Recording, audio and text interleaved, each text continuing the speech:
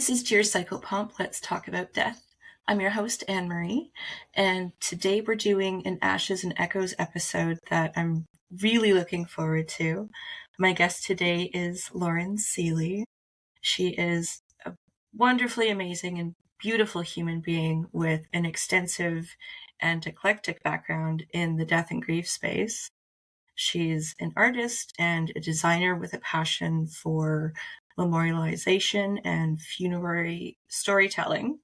She's worked in aftercare for pets. She's worked as a funeral director's assistant, memorial and funeral curator, and an aftercare assistant.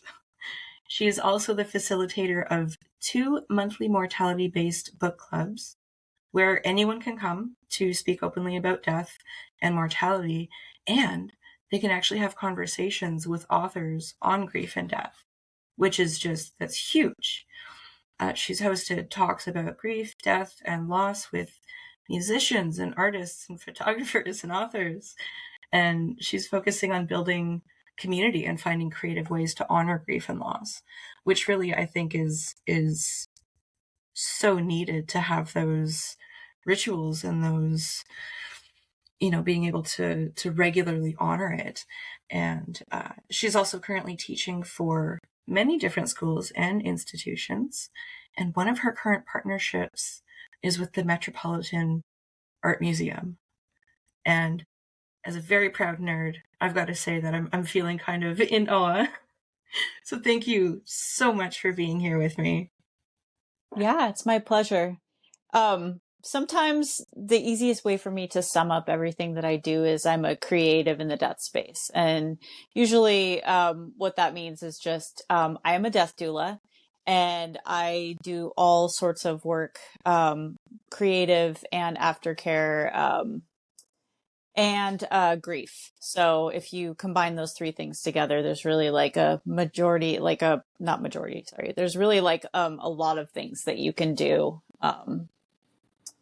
with all of that. So, and I like how with being artistic and expressive, it's a universal language to be creative, right?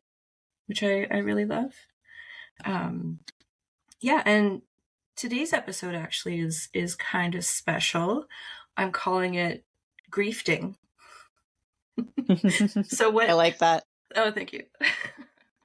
What we're going to be doing is just having a candid conversation while we're doing some crafts and just like support each other and show how easy it can be to just talk about your grief. And first of all, Lauren, what craft are you doing? What are you up to over there?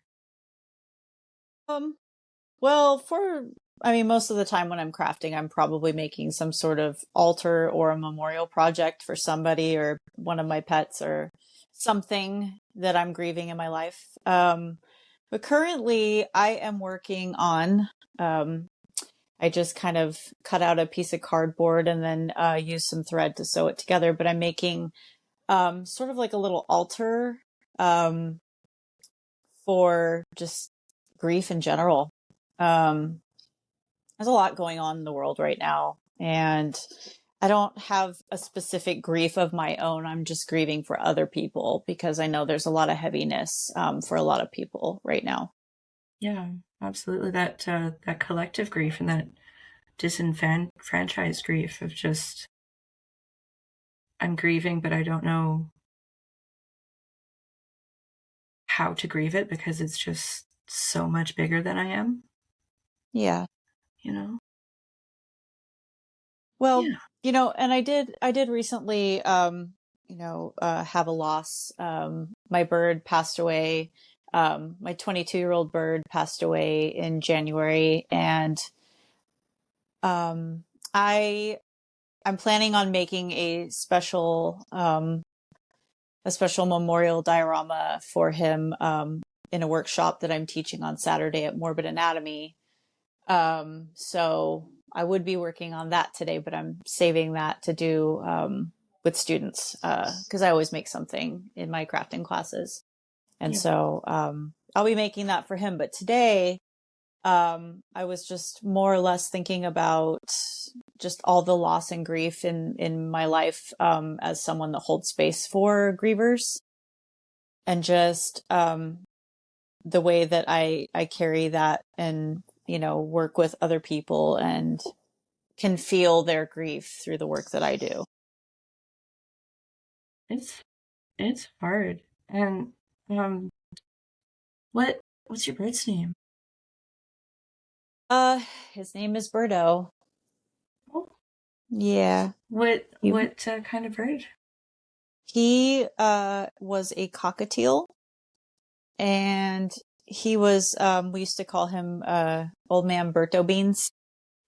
And he was a grumpy little guy, but he had a rough life before we adopted him, and I think that he was pretty happy. He just he's kind of a grumpy old man. And yeah, he was 22 years old. We had him for 17 years. And yeah, it's just weird. You get so used to hearing his little song in the house, and then it's gone, and that was really hard. And so yeah. Well, it's a different,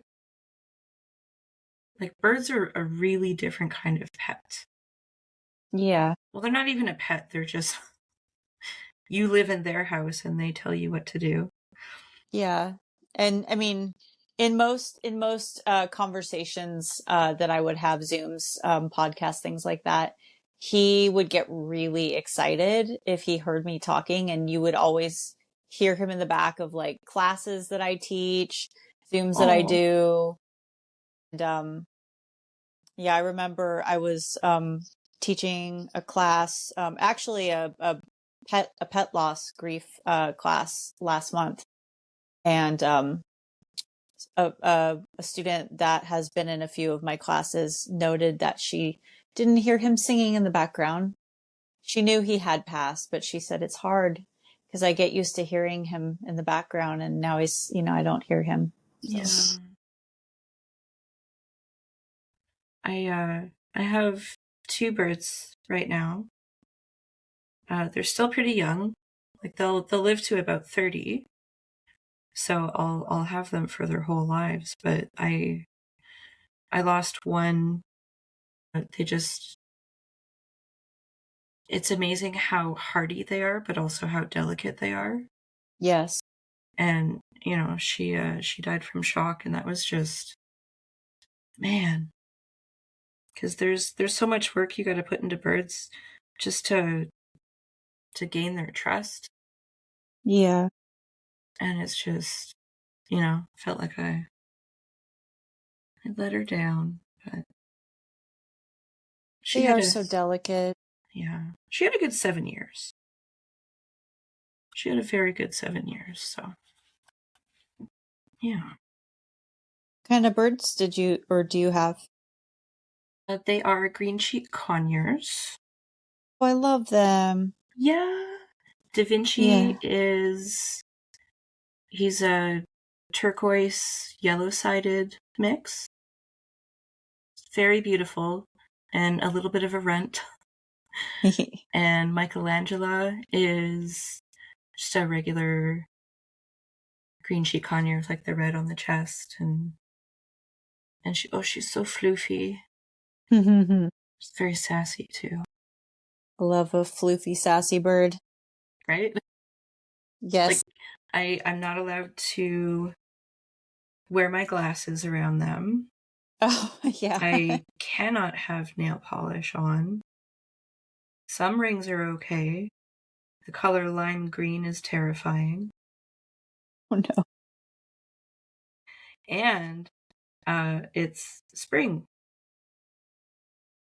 And every year I say, just never try to kiss a bird in the spring. And every year I try to kiss a bird in the spring, and then I get bites all over me. So. Did you get a bite? A recent bite?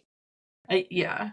I got a really good one. And my bearded dragon, she took a good chunk out of my skin too. She just got up from brew mating.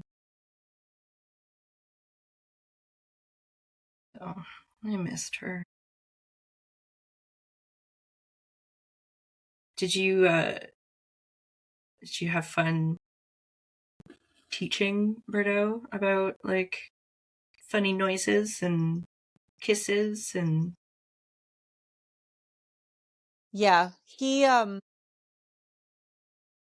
used to have, I mean, I had 4 birds total when I first got them. I've had birds my entire life.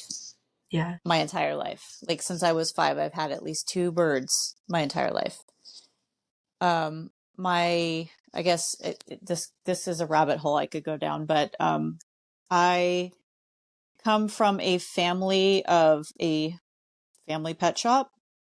So everyone in our family had a zoo in their house growing up. All the animals you could imagine all together. And so my thing was birds, and I had them my whole life. And one passes away and you don't want the other to be lonely, so you get them a mate, and so on and so on, and it keeps going. And at one point I ended up on my own as an adult with 4 birds. And then little by little they passed away. And he had never been alone before. So he had his buddies, and I would just let them out and they'd wander around the house and whatnot. And when we moved here, his mate, our other cockatiel Taco, passed away when we moved to New York.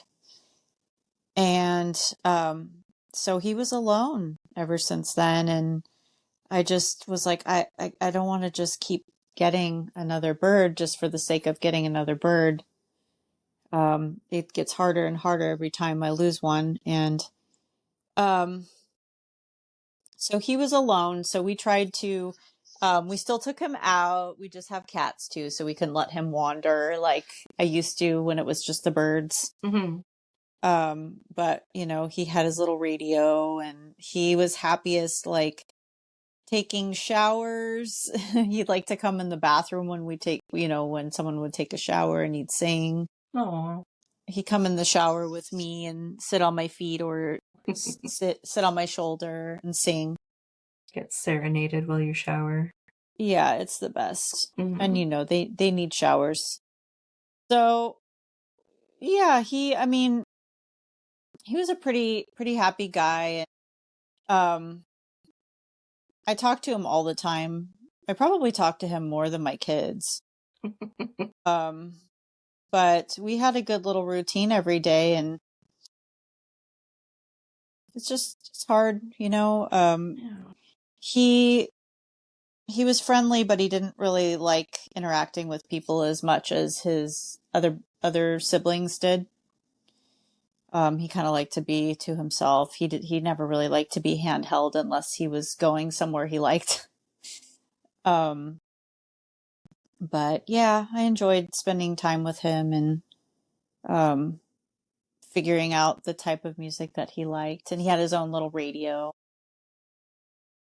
that we would leave on for him during the day when we weren't home, so that he wasn't completely bored and alone. What was his favorite? Really liked jazz. Like really liked jazz. Or if I was playing some sort of gothy music while cleaning the house, he really loved that too. Oh. But yeah, enough about me. What are you currently thinking about in the grief space? What are you grieving? I've been having a really hard time with my friend who died last year, or I guess it's been over a year now. Jeez. A year in December. And I've never told the story in full, so I don't think I've been able to really process it that well. And I've been doing it slowly with journaling and, burn letters and stuff like that. But lately there's just been so many reminders Yeah. And, so many like big changes in my life that I just wish I could call him and tell him and hear him make some stupid joke about it or something, just, I don't know. Yeah. I still have things I want to tell him, and it's weird how sometimes the reminders are like, oh, it's like kind of cool, kind of like he's checking in. And there's some other reminders that just pull the floor from your feet. Yeah. And then you're suddenly back in that grief spiral, because well, that's something too, like grief and healing and everything, it's not linear, it's a spiral. You have to keep coming back to it, and that's how it Yeah. gets easier to deal with. Not easier, but It doesn't get easier, it just it gets gets familiar. yeah. Like I always tell like my clients, like it's not going to get good, but it is going to get better. It's not always going to feel like this, but I don't know. I'm sorry. Sorry to hear that. That's so hard. It's so hard losing someone you're close to, especially someone you're really, really close to that's a friend. And I feel like society doesn't give us enough recognition for the loss of friends and what that feels like. Of course, yeah. When when why not? Yeah, I mean, I don't know. I think it's different as a death doula, because when people find out what I do, they feel comfortable to tell me their stories. Yeah. Which I think is just so wonderful, because there's only so much you can do in therapy and groups, and you just, I don't know, I've been having a hard time remembering to let myself feel those emotions.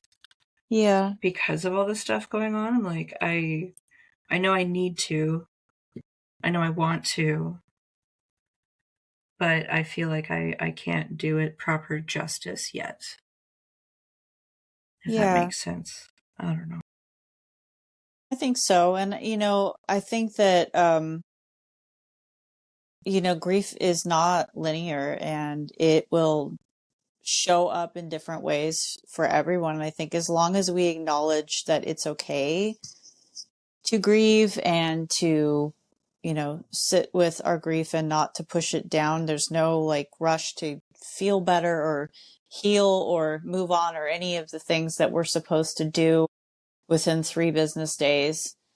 If you're I think lucky. that if you're lucky, yeah, I think that just giving ourselves that permission to like let it happen how it happens is like so important, because then, if it doesn't, because some people, it doesn't process, you don't process it right away. Sometimes it happens, and for most people, like in bits and pieces down the road. Mm-hmm. And I think that if you just say, you know what, it's okay.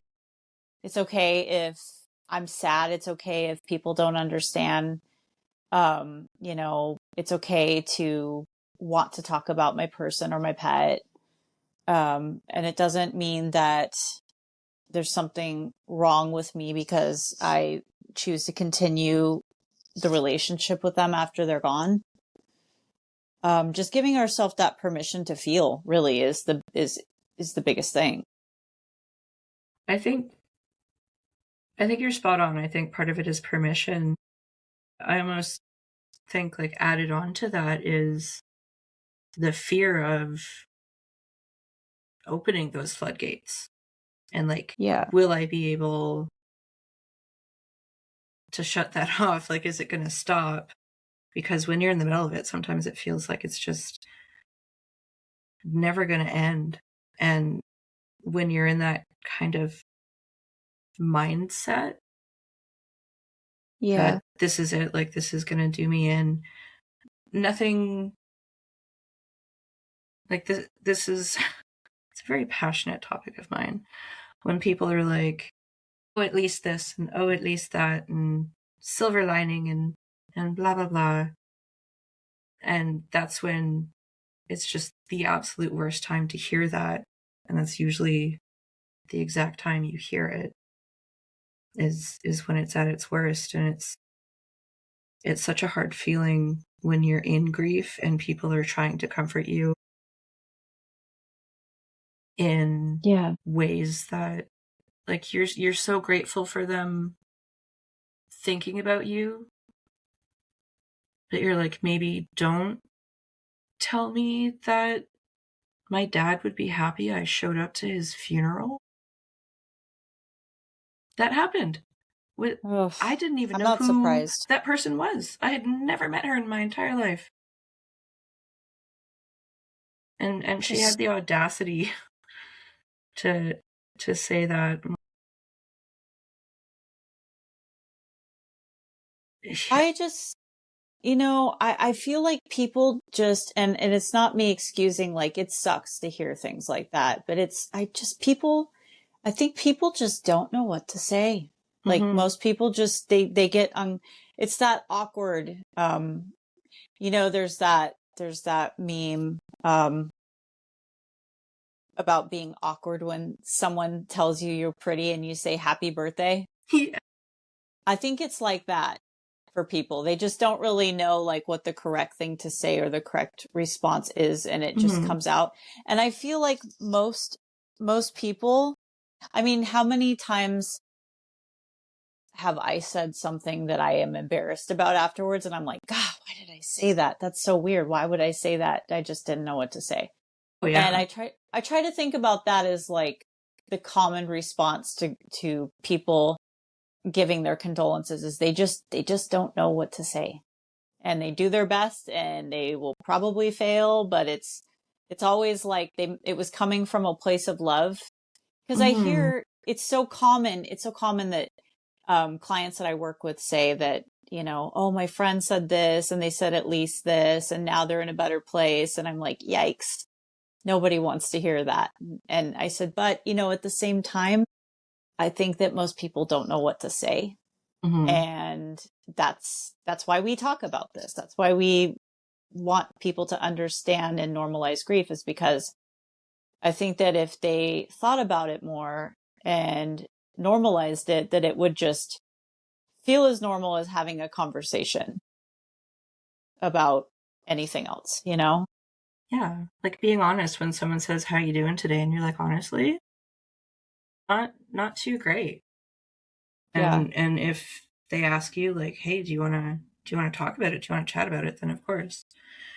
Yeah. Of course, like don't trauma dump on your coworker, but it's okay to say, I'm not doing well. Can I talk about this with you? And one of the things that my clients say when I try and like encourage them to talk about stuff is like, well, I don't want to be a burden. And it's like, it's such an honor. And everyone knows this too. It's such an honor to be able to help out a friend and be there for a friend in that kind of capacity. Yeah. And so many people are like, well, I would drop everything and go see my friend. But when it comes to them, they're like, oh no, I don't want to bug anyone. And it's like, you're not bugging anyone. Make sure they're like in a good place to talk, but it's the burden of friendship is worth it. Yeah.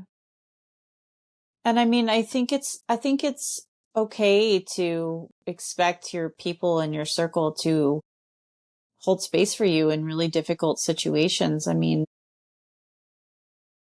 yeah, like Go ahead. I was going to say that's a lot of the reason why people come find me, is because they feel like other people don't want to have those conversations with them. And as much as I am grateful that I'm able to guide people through difficult times, I just wish more people were able to have those conversations with people they love. You know, I wish there were less of a need for me. Oh, absolutely. Like I can say really nice things. I can try and comfort you, but it's not the same as someone who knows your history with that person and everything you've gone through with them. And, you know, I feel like I couldn't do it justice because I don't really know them. Yeah. It's like, of course I'll help, but, you know, I think part of it too is that hyper independence from childhood trauma thing that my bearded dragon decided now was the time to be loud. Cute. That's my girl. Well, I want you to know that the red is gone and now it's just black. Nice. I made a mistake. Are you gonna? And I was like, are you gonna add some white? Make it gray? No. I think what I'm gonna do is just go in the original direction that I was planning on going. The good news is I have glitter pieces that are shaped like moon, stars, sun, stuff like that. So I can just put stars all over the back. I think I'm contemplating waiting for it to dry or just throwing the stars on.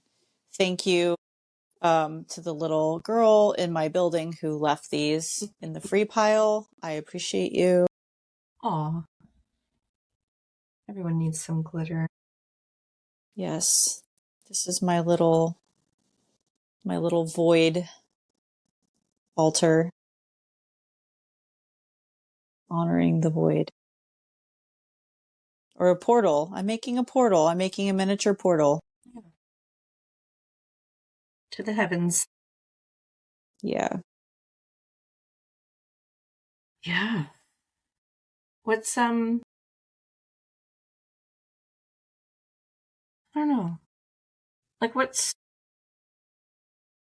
your opinion on, especially as a fellow death doula, when you're grieving, do you find, or even just in general, I suppose, that not a lot of people check on you because they think you're just super strong and impervious to everything? Well, yeah. So, this has been on my mind too, is like, I lost a very, very close best friend, a year and a half ago. And, my way of dealing with grief is, because I've had so many profound losses in my life, is I go real hard in the beginning. And then because I am, able to communicate with people after they pass, then I kind of just go, oh, goodbye to you on the earth side, hello to you in the spirit world, and then they're with me. And so that's kind of how I grieve. I still have those moments where I miss them on earth, but it's a little different for me, right? So, my way of grieving, because of being able to communicate and get visitations, is a little different, just because I know it's not the end. I'll see them again. I'll hear from them again. And so going through a loss is still going through a loss. It still hurts me the same as it hurts people that don't understand where to put their grief or how to process it. Because I'm a human. And I find that I'm the first person that everybody calls in when someone dies. But when someone dies in my life, it's crickets. Because I think that people assume that, oh, she's fine. She talks about it all the time. She knows what to do. And I'm like, yeah, I still need like my friends to check in on me though.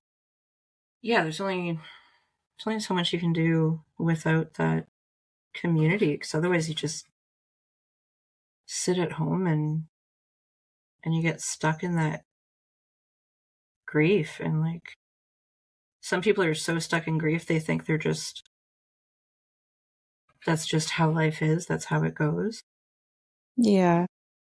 Which just makes me so sad. But Yeah, and I mean it's not like, when I say it, like, I get over it a different way. It's not getting over it. It's just learning how to live with it a different way, because, I know I'll see them again. But I mean, I had like an incident last week where I had heard a song that was a very, very sensitive song. And I've been avoiding this song for a decade.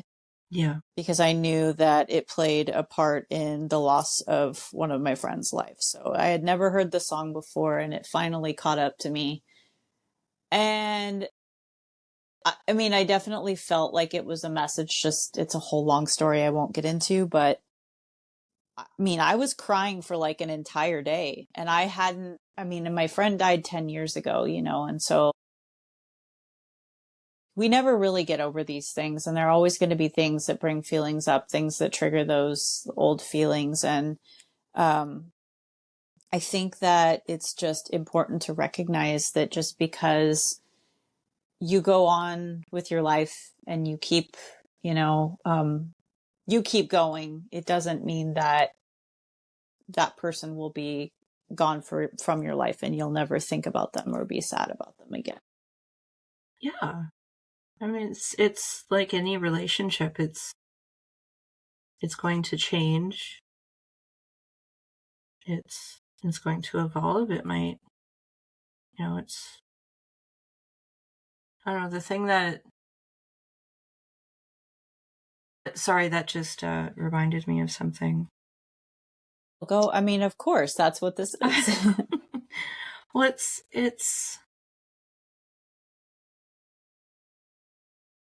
is there even I know like there's a whole bunch under the umbrella of disenfranchised grief, but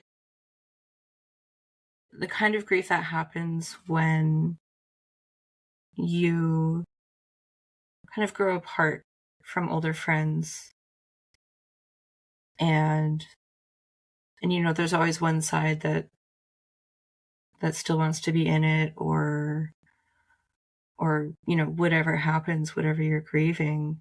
And it's a really different kind of grief being on the receiving end of someone releasing me from their life. Yeah. And it's hard. You try to remember like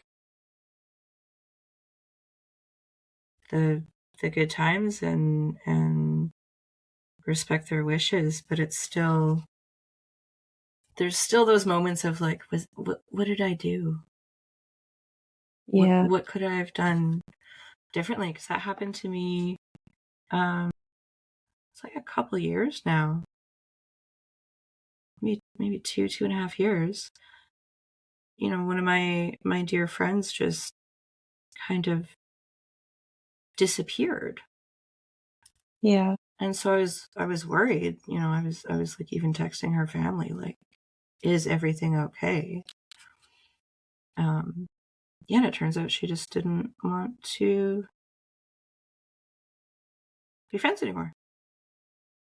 And That's so hard. That's so hard because you feel like at least knowing why would make it easier for you to have closure, even if it's not what you want to hear. oh, 100%. I would rather have to process the difficult truth than be ghosted. Yeah. Like, okay, I know I can be overwhelming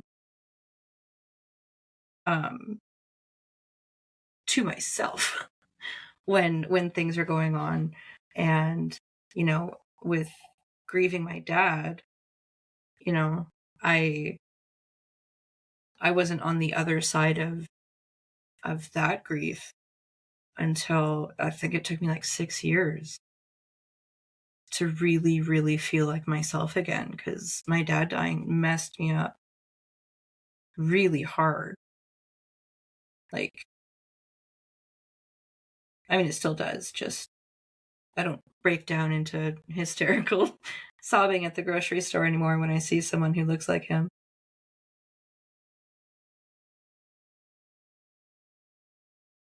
Yeah, even just like an email or a text, like, not feeling it anymore. I don't know. No, I agree. I think that being ghosted is one of the hardest things because we don't always know what we do wrong. And then we're kind of left wondering, what could I have done differently? What did I do? And it's, not having that closure of being told, this is why is so difficult. Mm-hmm. And it like pokes at your ego, of course, because you're like, why me? I'm awesome. And then you have to do the introspection, which is really hard. You're like, okay, where in here was I possibly not being a good friend? And also fighting with, like, is it something that I could have fixed if I would have known about it? Like I can't fix it if I don't know it's broken. If there's a way I'm acting or something that I say that makes them uncomfortable, like, tell me. Don't just be the yes man and take it and whatever to not cause a kerfuffle. It's easy enough to say, like, hey, can you, like, not do that? It kind of triggers me a bit. Be like, oh, you're in charge of teaching people how you like to be treated beyond the whole, like, basic respect and everything like that. Like, it's up to you to say, hey, I don't dig it when you do that. Yeah, and I think sometimes it's also like another way of looking at it that I have over the years because I mean I've had friends in my life that I thought we were really close and it turns out they hated me behind my back. And I just kind of realized that, that's sort of just being incompatible. Like if you I got paint all over my finger. That's where that came from. Okay. Oh, no. Trying to glue on skulls before my paint is even dry. That's my mistake. I think if a person is not willing to have a conversation with you and would rather just disappear, I mean, then you're just not compatible, honestly, like, because I feel like relationships are two-sided. And it's important for people to communicate what their needs are and what they don't like. It is. Mm-hmm. I mean, people can't read each other's minds. And I think, I don't know, maybe it's just from, being honest and being on the spectrum. Like, I will tell people if they're bothering me or doing something wrong or something that something I feel like is crossing a boundary. And I don't feel like everybody does that. I feel like some people are just, they'd rather, get along until they don't anymore. Yeah. Not rock the boat or whatever. Yeah. I find it,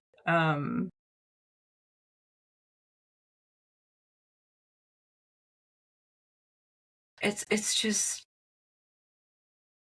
it's so much insecurity and everything just going around that prevents people from being able to just, like, hey, I don't even have a word for this, but it doesn't feel great. Can we, like, chill for a sec?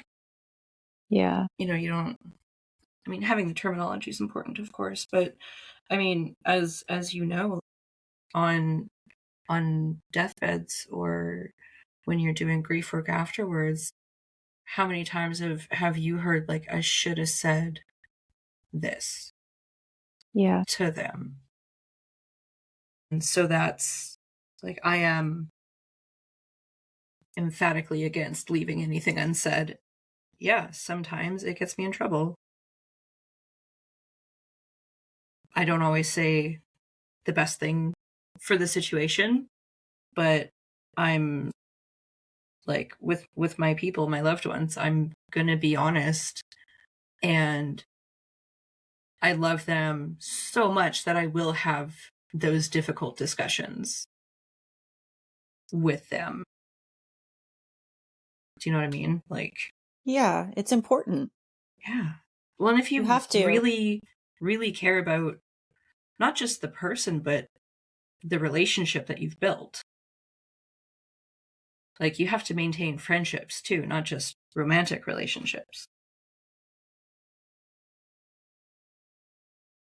And that's true, you know, and I think that if more people treated relationships with, you know, like relationships with friends like they did relationships, romantic relationships, that you know, what is going on? Oh, I see. Okay. Sorry, I keep smearing paint all over my skulls. Sorry, guys. Yeah, if more people treated, you know, relationships like that, I guess what I'm trying to say is that friendships would last longer, because there's, you know, in romantic relationships, like, we know how those can go, but with friendships, it's so different. It's, you know, we're going to listen to each other in a way that not everybody in romantic relationships do. In a good romantic relationship, you will have that communication and you'll listen to each other. If you say, I don't like when you do this, and they say, wow, I didn't realize that that I was doing that, or you didn't like that, so now I'll stop doing that. That's the way that it should be, because that's respect. And in friendships, you hope that that's the same.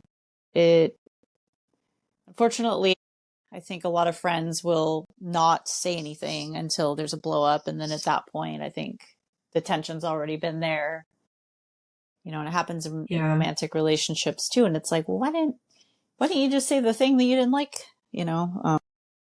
Yeah. But use your words. Who knows? Yeah. Use your words. Who knows why? Yeah. I mean, and I hate being placated.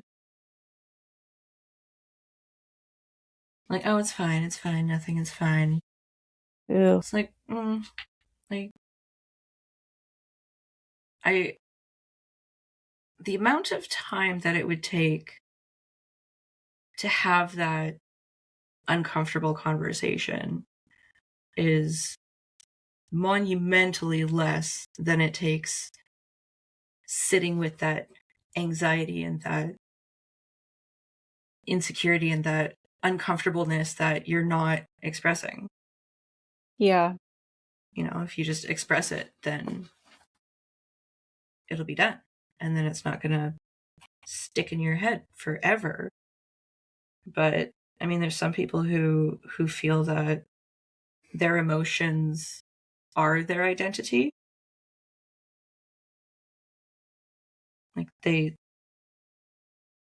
forget that they're the feeler, not the feelings. Yeah. You know, when you see, like, angry, bitter people because bad things happen to them, it's like, of course you're angry. It's okay to be angry. Yeah. But you don't have to make yourself suffer for however long just because someone did something at you or to you. It's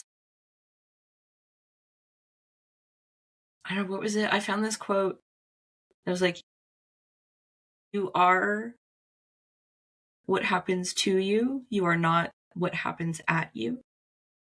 Yeah. And I was like, that's so true, because, you know, the big life changes that I'm going through right now, desperately trying to navigate, it actually has nothing to do with me. It's one of these situations I'm in the crosshairs, and I just have to adapt, and it sucks and it's hard, but it'd be way harder if I was just in denial about it. Yeah. You know? And at the same time, it's that cliche thing again. You know, my friends will tell me, like, one day at a time, and I'm like, I know, but no. I'm trying to get through this minute right now. A whole day? Are you kidding me? You know, I realized, I know this is kind of off topic, but I did not ask you what you're working on. What are you working on? You can't tell what it is yet. I'm cross-stitching a chicken. Ooh, I love it. I love that it's a chicken. Yeah, you're right. I can't tell what it is, but I'm happy with the direction it's going in. Well, that's his little comb. Aw. And that's the tail feather. And that's my needle minder is a little egg riding on a bacon sled. Because I'm an adult with adult money. Yeah, exactly. Because I can. I will put whimsy into frickin' everything I possibly can. Yeah, exactly. I'm definitely not doing that today, but there will be stars. Mm-hmm. See, I have a little pile of skulls. Oh, I have skulls like that. I got, it was like a 30 pack, and I put them in my one plant pot, so it looks like a little graveyard. Oh, cute! Yeah. I love that. Yeah, and we see those little graveyards, the little headstones and stuff on Etsy to make your terrariums into a graveyard, and I think it's so cute. I love that. I won't name the website, but there's a place that I've gotten off-brand building bricks from. So I'm making a whole scene. There's a guillotine with some heads in the basket, and Kratos from God of War is the Undertaker. And there's a giant Grim Reaper standing by, and there's a little graveyard where she's like super happy digging a hole that has a head in it. And then there's a headstone that says R.I.P. my dignity. And I got a little like flower garden going on. Like, this is what I do for love fun. It. Yeah, I mean, like, this is normal. Listen, you have to craft. You know? You have to craft. Well, and what would you... I mean, I think I kind of just answered my own question. Because I've been in such a funk lately that the thought of crafting doesn't excite me or light me up anymore. Yeah. And it's really hard to get back into things that give you joy when you're like, I'm supposed to be sad right now. But I mean, that's also part of like embodying yourself and just keep doing your stuff, even if you're just do it sad. Yes. But when we came up with the idea, all of a sudden I was like, oh, what am I going to do? I can paint, I can make a necklace, I can do some cross stitch. I was like, I can't do anything that'll make me swear, so crochet is off the table. Is that a big swearing craft for you? Oh, unless it's just a blanket or like, I'm not good at counting the stitches. Even with the stitch counter things. Yes. I like to just, like, I'm just freeballing this. I like to just have fun and make up my own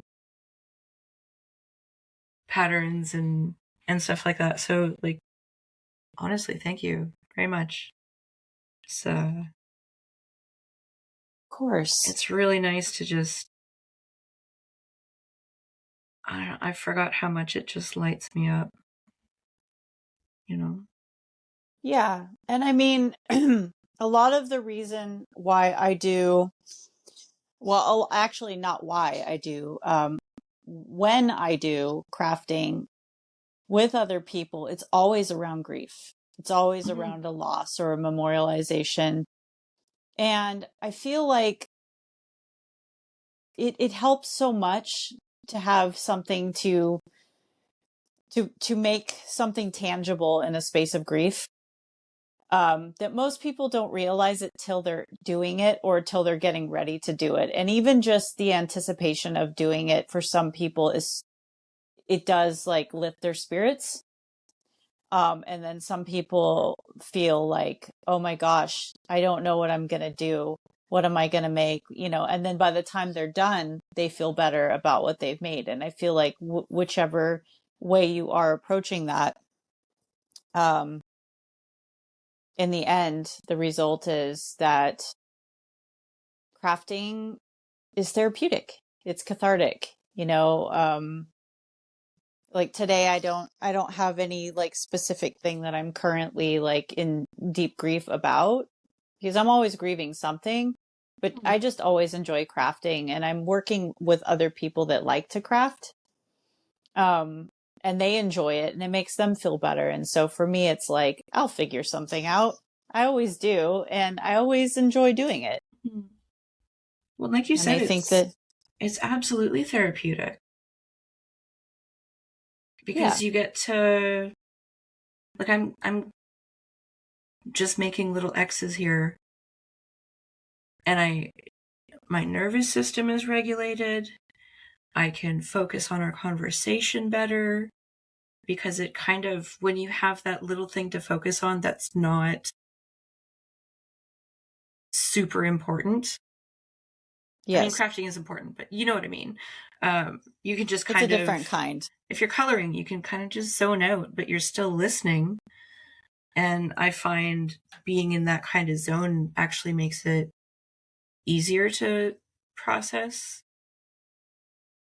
Yes. grief, process anything really, is to be able to just kind of shut down those intrusive thoughts for a little bit and get a chance to have your head and your heart talk to each other. Yeah. And it's so important, to make time for joy, even if in that joy you're grieving and you're sad. They can exist together. Oh yeah. Um, and The the process of being able to hold a paradox so far from all the research and everything I've been doing is the first step towards healing. yes, and I think about it as alchemy. You take Yeah, something difficult and strenuous, and you turn it into something beautiful. And some of the most amazing works of art, pieces of literature, songs, have been created from that alchemy of sadness. absolutely. I mean, Edgar Allan Poe, there's Shakespeare. It's all beautifully human. Yeah. And Oh, that reminds me. Have you seen Hamnet? Hamlet? Hamnet, Hamnet. the movie. I have not. Well, if you ever need to cry, like ugly cry for 2 hours straight, I suggest watching it. Okay. Okay. It's a beautiful, beautiful film. Very sad. Have you seen, since we're sharing crying movies, have you seen, what was it, Me Before You or You Before Me? No, it's good. Oh, man. It's even got like references to like, you know, assisted death and grieving and growing and learning. And it's just got a little bit of everything. And it's also kind of along the same vein as The Fault in Our Stars. Oh, okay. Okay. Um, I've seen that. which that movie, which is also a book, Yes. is very, very eerily close to my relationship with my friend who died like a year and a half ago, to the point where it's just, it made me feel seen. Like, I want more movies where people are dying and people are grieving, and so that, you know, the introverts who don't want to grieve with other people necessarily can at least feel seen and heard and get those emotions out and know that, like, okay, it's not just me. I hate how, like, modern stuff is just, everything has to be perfect and nothing can be different. And, you know, how many times have I seen, like, you know, there's kids shows with, like, some of the kids have hearing aids or an insulin pump and this kind of hair and stuff like that. I'm like, why don't we do that all the time with real people? Yeah, I agree. Represent the real people. Yeah, no, I completely agree. And I think that, you know, if there was more realistic standards, just in general, like in entertainment, Mhm. it would make people feel more seen, you know. And I mean, I am a ex agency model, and you know, I'm not a normal person.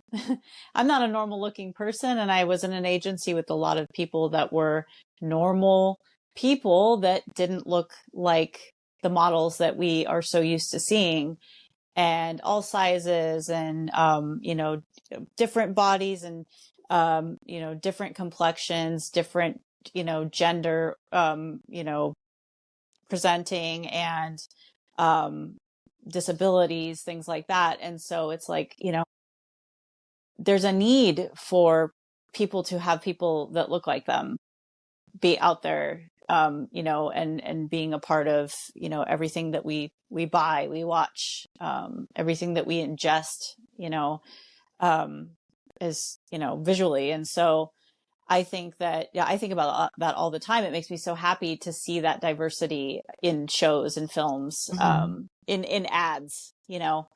Um, and I feel like, at least for, you know, small, tiny part of history, I got to be a part of an agency that was, you know, representing people that looked like normal people that you don't see all the time in media, you know.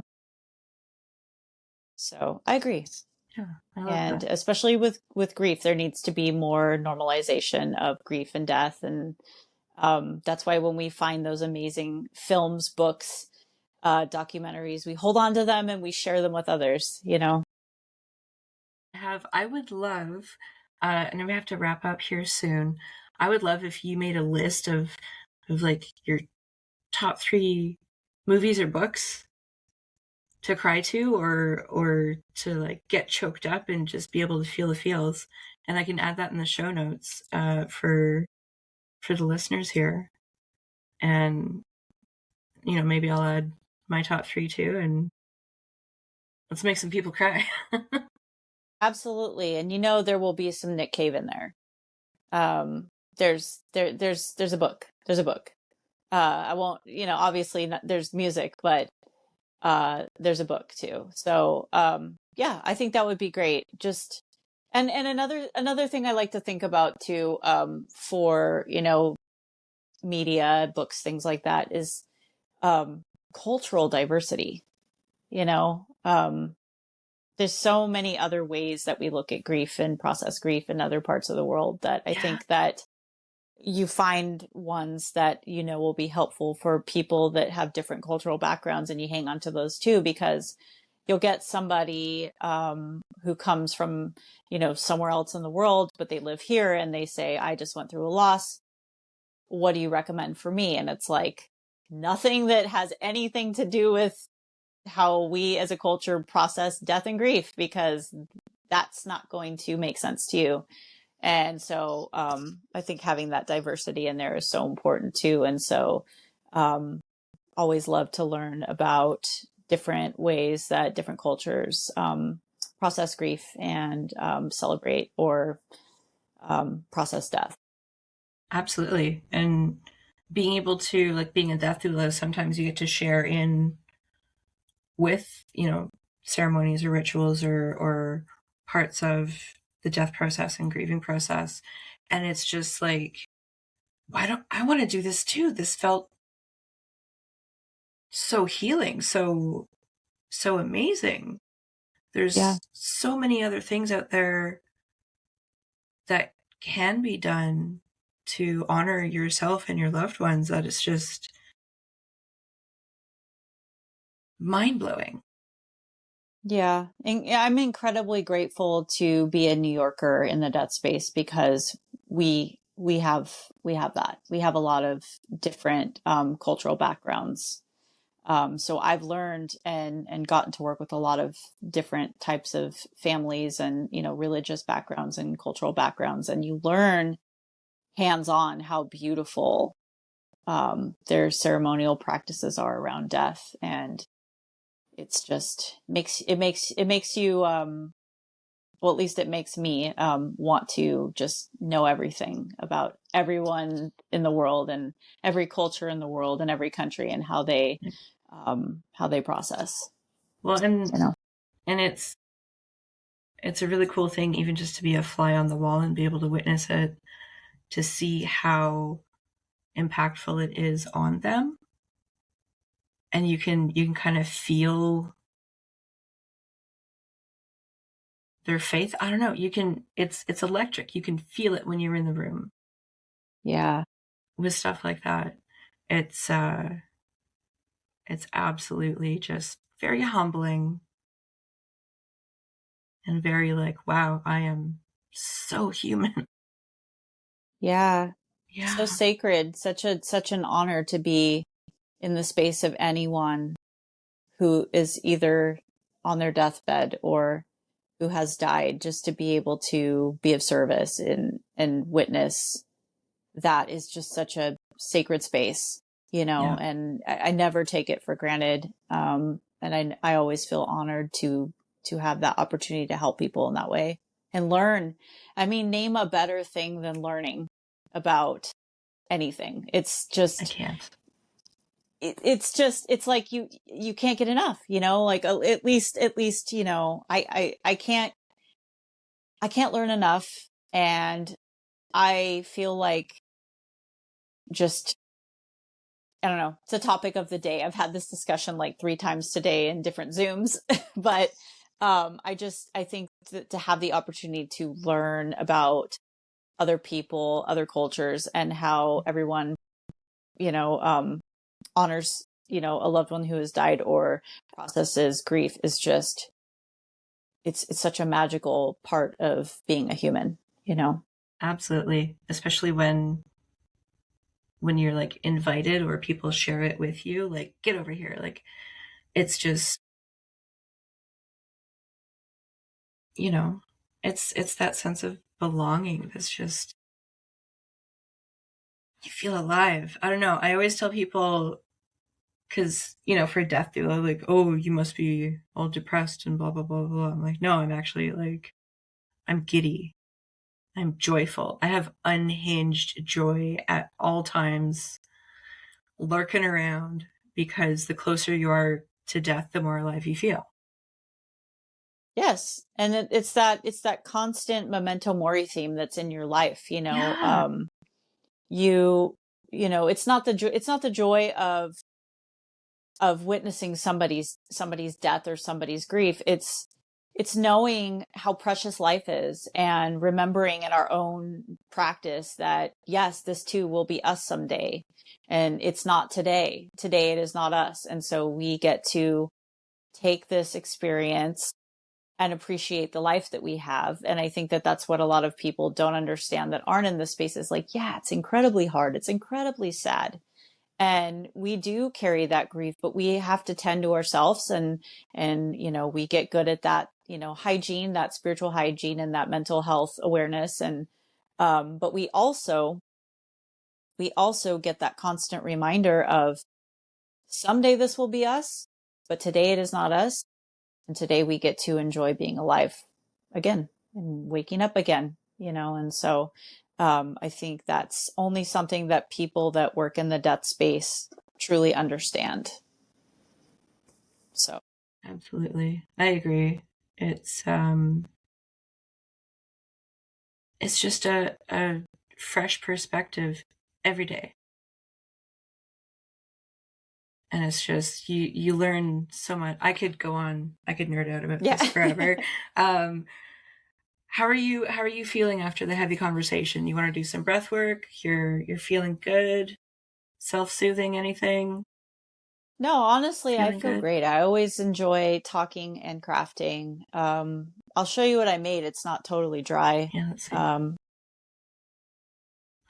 love that. It's got little stars and a pile of skulls. Not something I would normally make. I just felt called to make this. This is like, I haven't decided if it's like a void or a portal yet, but why not both? Maybe it can be different. I might add a sun to it. I might add a moon to it. I don't know. I'm not done yet, but this is the direction that I went in because I was just kind of feeling like I don't have one thing in particular that I'm grieving right now. I'm grieving the world. I'm grieving what's going on in the world. And so this is kind of just what came out of that. Yeah. Mass loss and mass grief. Yeah, that's beautiful. Well, thank you for sharing that with me. Thank you for opening up and for listening to me and holding that space. I really appreciate it. How are you feeling? Oh, I'm probably going to go have a good cry. I hope that it makes you feel warm and fuzzy afterwards because I love a good cry. It feels so good when you're done. You're like, and then you have a nap and, yeah. Yeah. Yeah. Won't tell you not to cry because I know that it's important to cry. So go have that good cry. I hope that when it's over, you feel warm and fuzzy and you get a nice little rest. Thanks. Yeah, and I'm gonna get some cat snuggles. So before we go, you are on Instagram at Sweet Death. Yes. And where else can you be found? I mean, I'm pretty much on most social media in that space. Okay. Facebook is just me, Lauren Seeley. I have an Sweet Death page, but I don't really use it that much. I'm going to be honest. And if you want to watch silly TikToks about me talking about grief and death and making silly little faces, I'm on TikTok as Sweet Death as well. Okay. And that's Sweet Death with 3 H's? 2. Okay. Good thing I asked. Now yes. I'm going to go find you on TikTok. All right. Thank you so much for being here again, and I hope we can do it again soon. Yeah, thank you. Yeah. It was nice talking to you and crafting with you. You as well. Should do this more often. Yeah, let's do it. All right. You take care. You too.